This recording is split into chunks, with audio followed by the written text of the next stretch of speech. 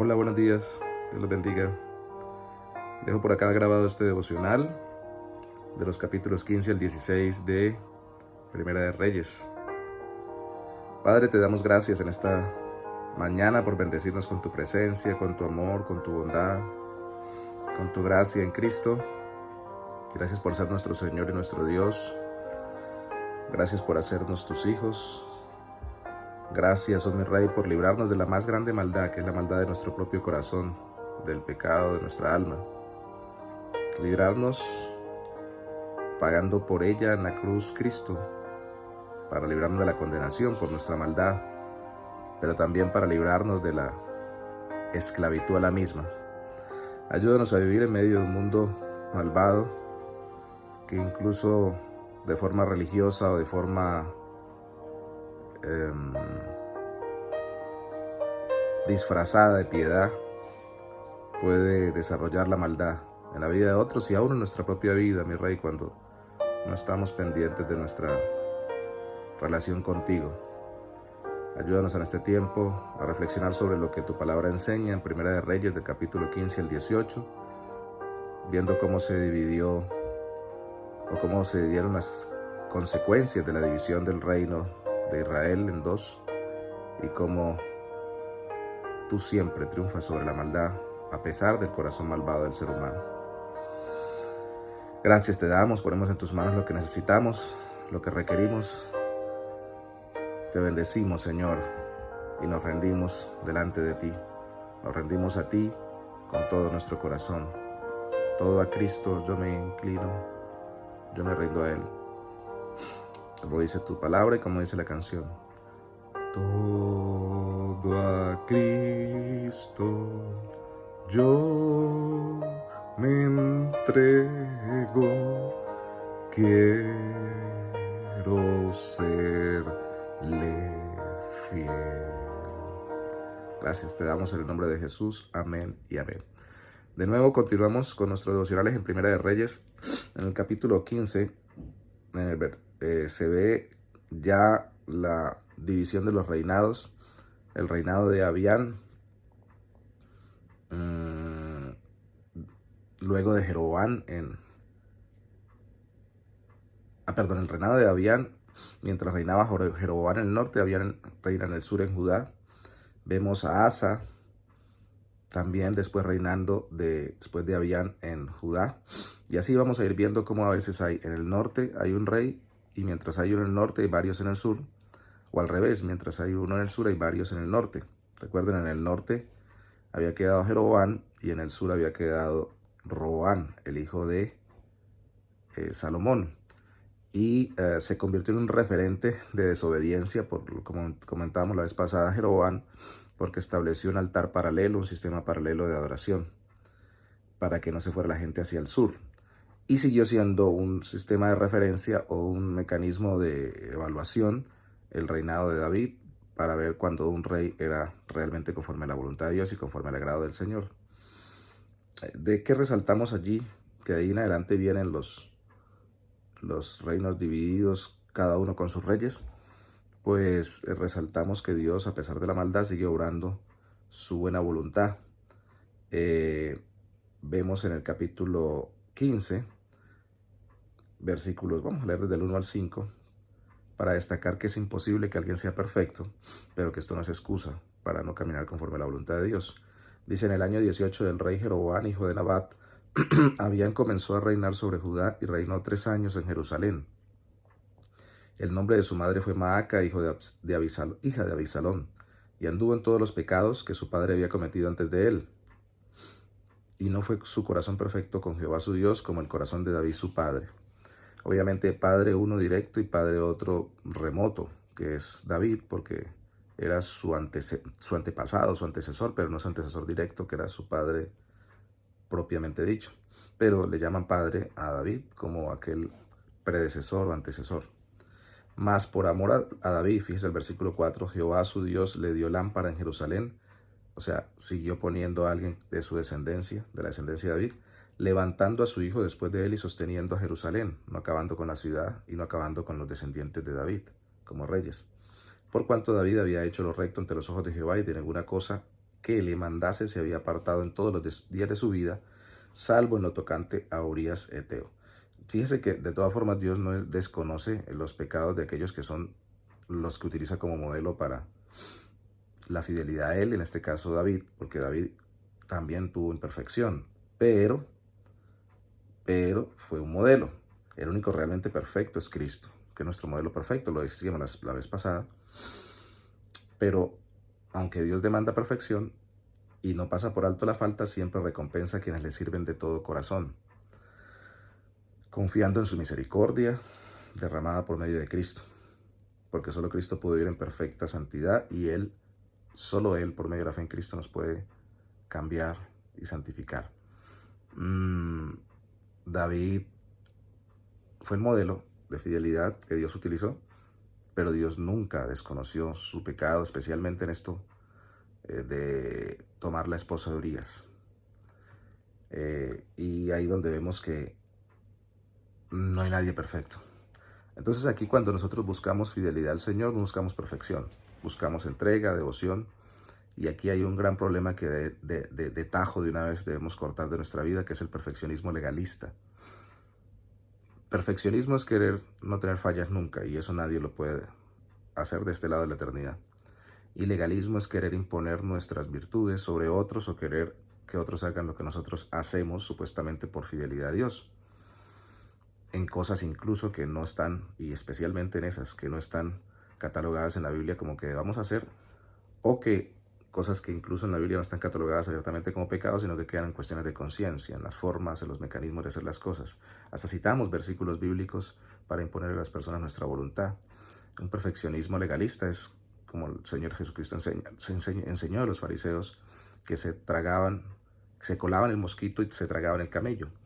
Colaban el mosquito de las cosas pequeñitas que hicieran mal las personas, según su forma de ver ellos y según las leyes que ellos habían establecido, pero se tragaban el camello de las malas intenciones de su propio corazón, el deseo de gobernar a los demás y hacer su propia voluntad sobre los otros.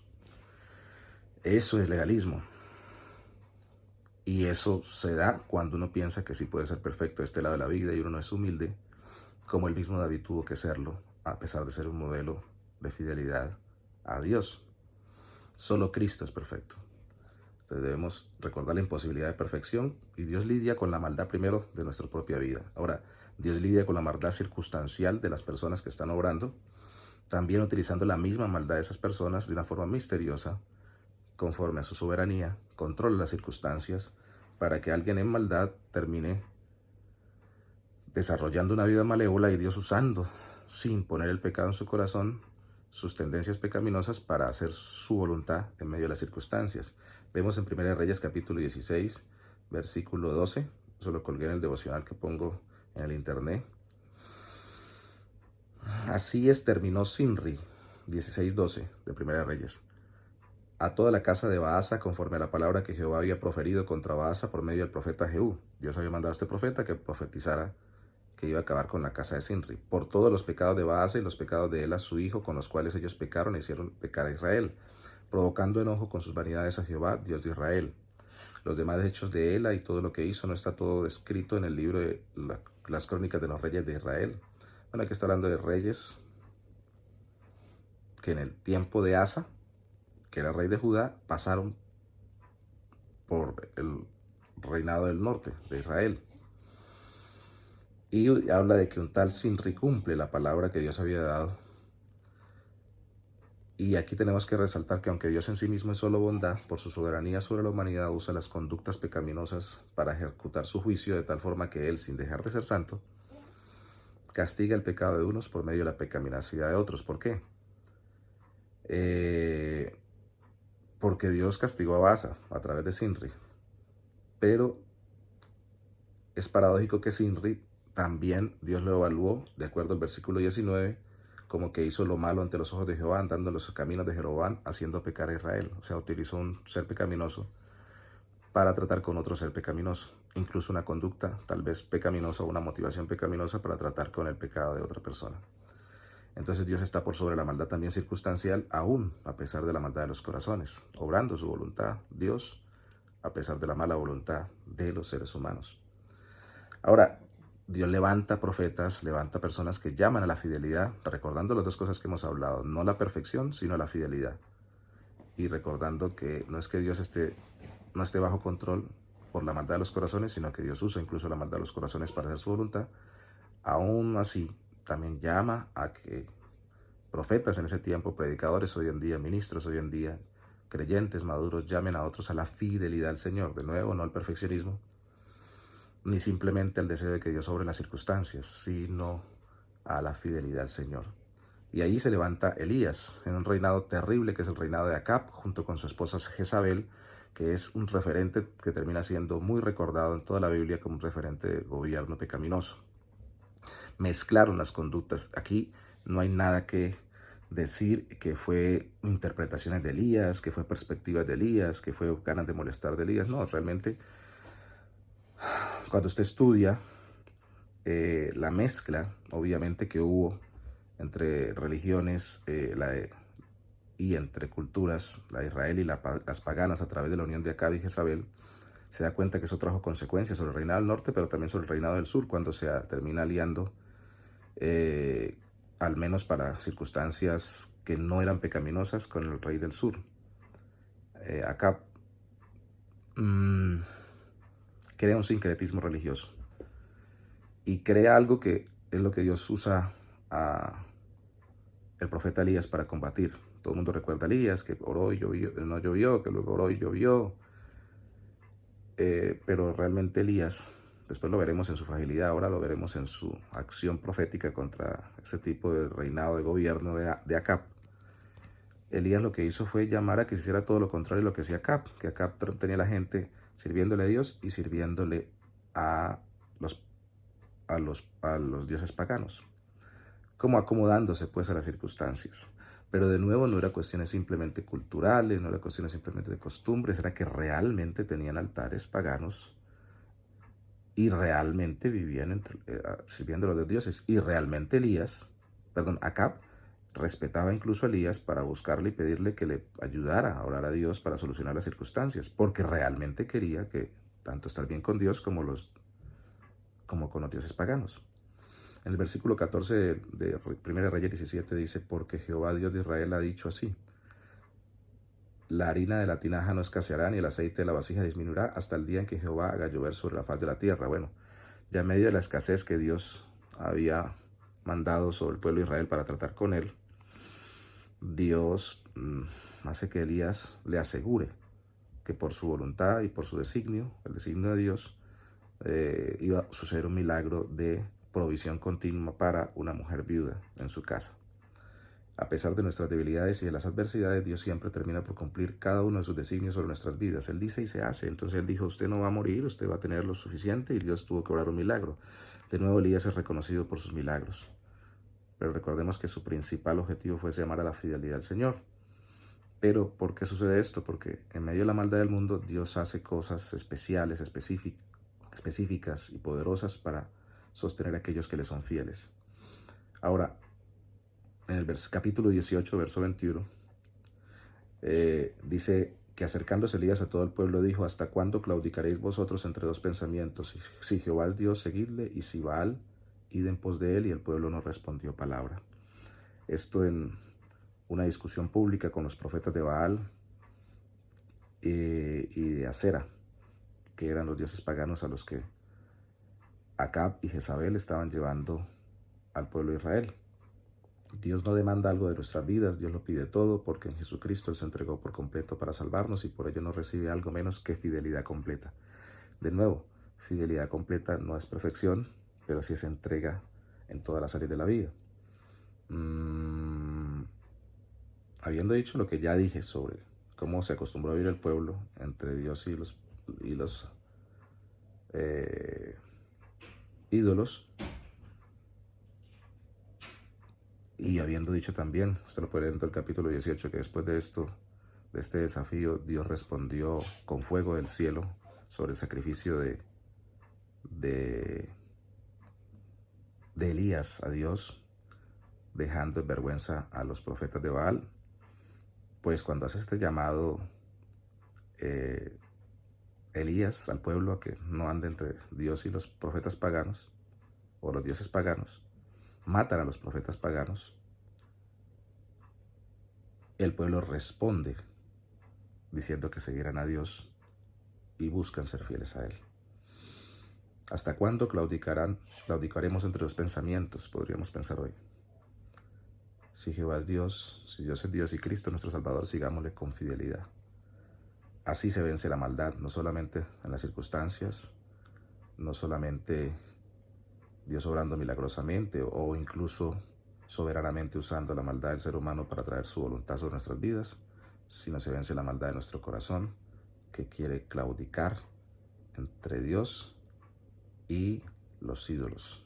¿Cuáles son los ídolos para nosotros hoy? Bueno, en los cristianos que ya no practicamos la idolatría, puede ser un ídolo hacer nuestra propia voluntad, puede ser un ídolo no sufrir, puede ser un ídolo que hagan los demás lo que nosotros pensamos, puede ser un ídolo nuestros familiares, nuestros amigos, pueden ser ídolos nuestras costumbres, nuestras formas de pensar, pueden ser ídolos relaciones con personas, cosas, lugares, circunstancias, cosas que terminan siendo más importantes que Dios y si las perdiéramos nos harían sufrir mucho y que las valoramos demasiado al punto que parecieran ser más valiosas que Dios.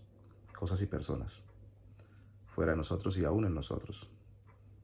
Que Dios sea transformando nuestras vidas y haciéndonos ser cada día más fieles a Él. Yo sé que esa lucha nunca va a terminar por la palabra de Dios, porque nunca seremos perfectos de este lado de la eternidad, pero sí seremos cada día más fieles y más santos, porque Dios vence la maldad, no solo circunstancial, sino nuestro propio corazón, por la fe en Cristo. Oremos al Señor entonces. Señor, te damos gracias por obrar venciendo la maldad. A través de Cristo venciste la maldad, pagando Él por la consecuencia de la maldad, por nuestra condenación o por la condenación por nuestros pecados, pero también pagando el precio de nuestra santificación y de nuestra transformación. Que ni nos vayamos al extremo del legalismo perfeccionista pensando de que nosotros u otros pueden ser perfectos en esta vida y nos frustremos, pero que tampoco nos dejemos llevar por la corriente humanista, liberal, permisiva, pecaminosa de estar sirviéndote a ti, sirviendo a nuestros ídolos contemporáneos, los de hoy en día. A veces hasta ministros pueden ser ídolos de nuestro corazón, personas que nos están sirviendo en Cristo. Podemos colocarlas por encima de ti.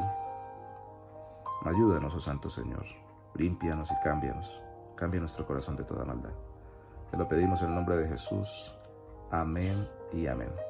Dios los bendiga, que tengan feliz resto de día. Luego, si Dios lo permite, nos veremos con los capítulos 19, 20 y 21 el martes. Bendiciones para todos.